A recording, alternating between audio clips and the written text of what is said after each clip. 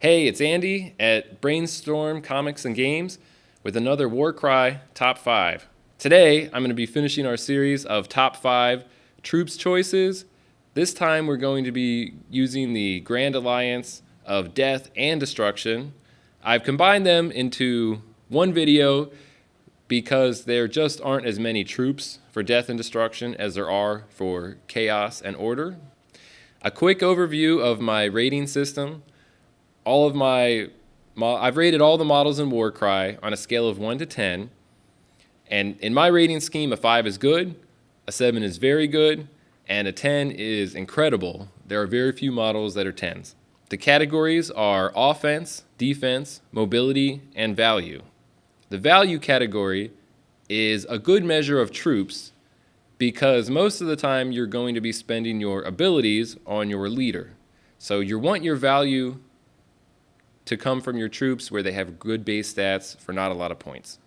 Also, you might notice that the value rating of these is not quite as high as some of the Order or Chaos troops. There just aren't as many troops in Death and Destruction as there are in Order and Chaos, but 6s and 7s are still good, like I've said. First up, number 5 is the Savage Orc Arrow Boy. The Savage Orcs are the Orc version of the Untamed Beasts in that they reject technology and use bone, weapons, and armor.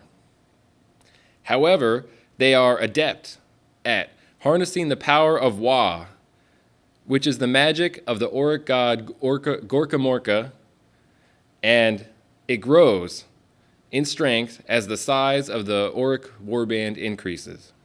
The Arrow Boy has an ability Loads of Arrows that gives his ranged weapon an extra attack for a triple, and this brings his average damage from 1 to 2 per activation. All Orcs have the ability Charge that gives them a bonus move action toward an enemy model within 6 inches for a double. At 90 points, these are the least expensive Orcs in Warcry. Not exactly cheap compared to other factions, but you do get 15 wounds, which is good for basic troops. The Savage Orc Arrow Boys have an offense of 5, a defense of 2, mobility 3, and a value of 6.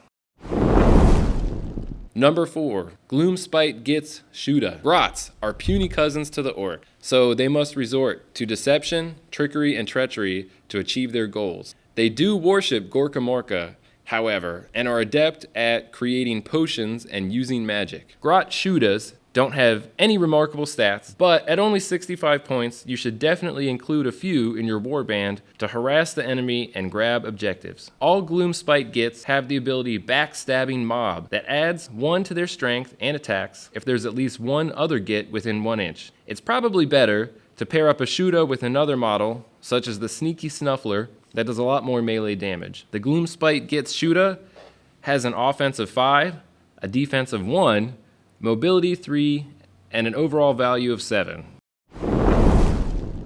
Next, number 3, the Nighthaunt Chain Rasp. Chain Rasp are the souls of beings who died in chains, and Nagash, the god of Shyish, the realm of death, takes no pity on them, but continues their torment forever. At 80 points, Chain Rasps are the cheapest Nighthaunt model, and putting 2 of them into any Nighthaunt warband is a good idea. Their ability Chilling Horde gives an extra attack and a strength characteristic for a double as long as there's another Chain Rasp model within 3 inches. This brings their average damage per action from 2 to 3 and is a decent ability for their cost. Of course, where all Nighthaunt shine is that they have the Fly rune mark. So a group of Chain Rasps are going to be best for grabbing objectives or preventing enemy models from moving. They have an offense of 1, defensive 1, mobility 5, and an overall value of 6.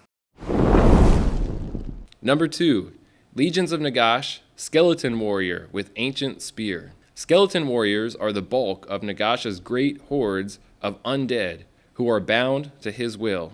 Nagash ultimately desires to kill all living things so that he may rule over them and all the mortal realms from his throne in Shyish the Realm of Death. All legions of Nagash models have the ability Shambling Horde that gives them a bonus move action equal to half the value of the ability, in other words, up to 3 inches for a double, as long as they are within 6 inches of a leader. The spear version of the Skeleton Warrior gets a 2-inch reach, which helps to mitigate their very low move characteristic of 3. The Skeleton Warriors with Ancient Spear have an offensive 3, defensive 1, mobility 2, and an overall value of 6.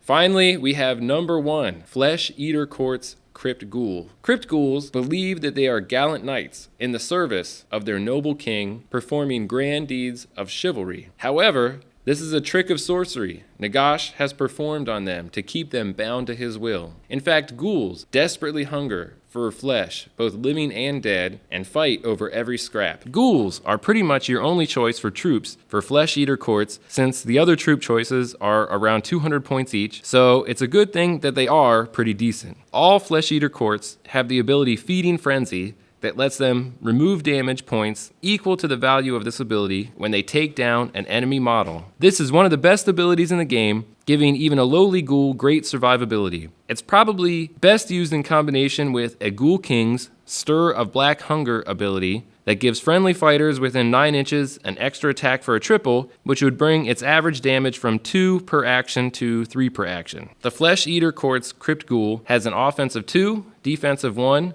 mobility of 4, and an overall value of 7. Thanks for joining me for another Warcry Top 5, and don't forget to LSC. Like, subscribe, comment below. If you agree with my ratings or disagree, please let me know. And there's some future changes for our format coming up in our next videos, and I'll see you then.